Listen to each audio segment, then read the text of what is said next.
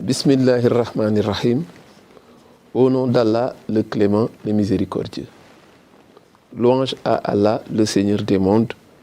Paix et salut sur son messager, sur sa famille et ses compagnons. L'une des plus importantes finalités de l'islam consiste à préserver la progéniture et à protéger la société contre la corruption et la dépravation des mœurs.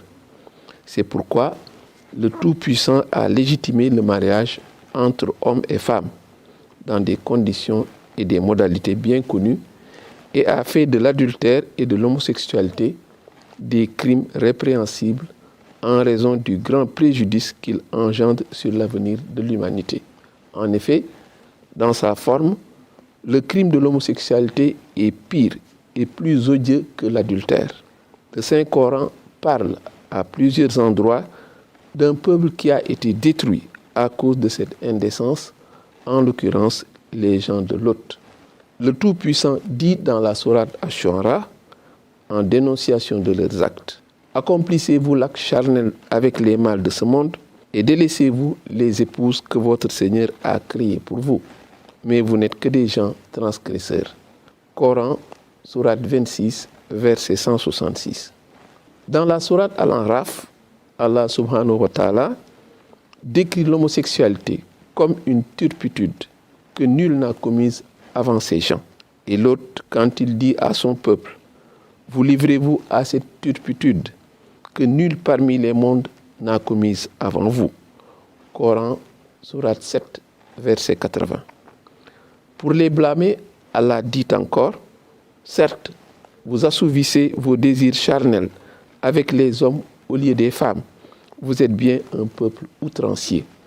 Coran, sourate 7, verset 81. Par ailleurs, le Coran décrit la manière dont Allah subhanahu wa ta'ala les a punis, afin de dissuader et réprimander les autres. Il a dit: et lorsque vint notre ordre, nous renversâmes la cité de fond en comble et fîmes pleuvoir sur elle des pierres d'argile se succédant les unes les autres. Coran, sourate 11, verset 82. Dans la tradition prophétique, il existe plusieurs hadiths avertissant contre cette turpitude, prédisant la malédiction à ceux qui la commettent. Parmi lesquels hadiths, dans la tradition prophétique, il existe plusieurs hadiths avertissant contre cette turpitude, prédisant la malédiction à ceux qui la commettent. Parmi lesquels le hadith rapporté par Jabir, qu'Allah soit satisfait de lui. Ce dont j'ai le plus peur pour la Oumma est la pratique du peuple de Lot. Ibn Abbas, qu'Allah soit satisfait de lui, rapporte aussi que le prophète, paix et salut sur lui, dit: Allah maudit celui qui commet l'acte du peuple de Lot, en le répétant 3 fois. La tradition authentique rapporte que les vénérés compagnons du prophète, paix et salut sur lui, préconisaient à l'unanimité une punition sévère pour ceux qui commettaient ce crime odieux. Les fuqaha, jurisconsultes musulmans, l'ont considéré de manière consensuelle comme un acte répréhensible et péché majeur.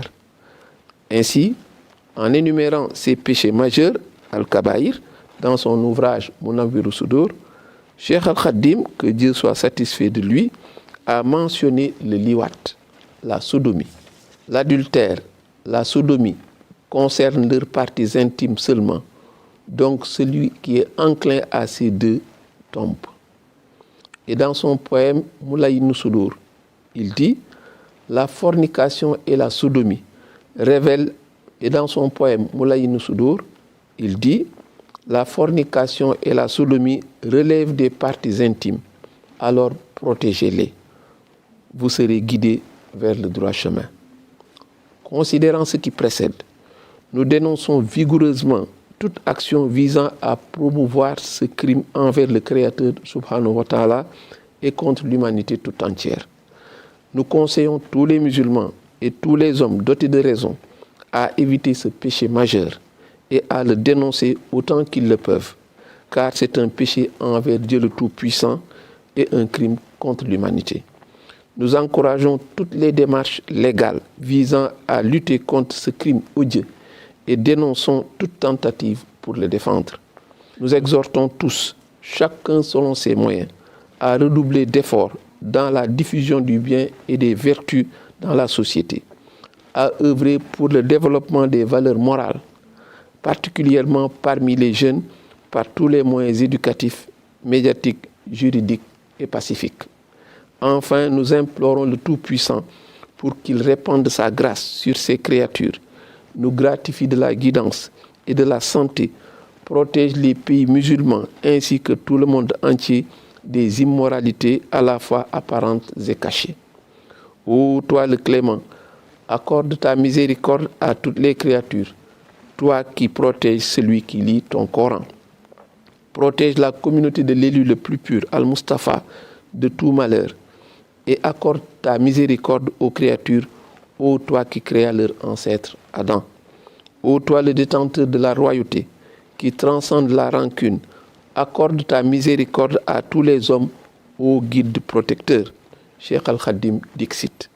Que la paix, la miséricorde et les bénédictions d'Allah soient sur vous. Raoudou Rayahin, au nom de Cheikh Mohamedou Muntaka Mbacké, Khalif général des Mourides, Touba, deuxième jour de Juma de Sani, 1443 de l'Hégire, 5 janvier 2022.